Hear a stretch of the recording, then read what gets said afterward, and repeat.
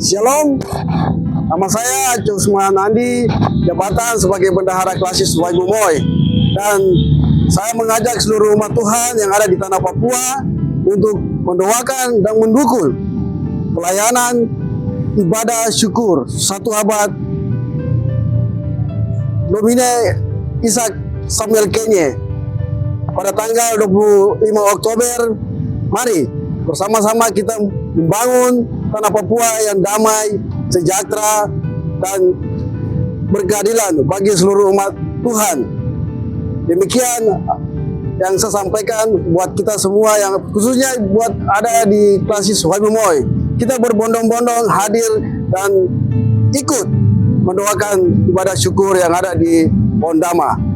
Shalom, terima kasih.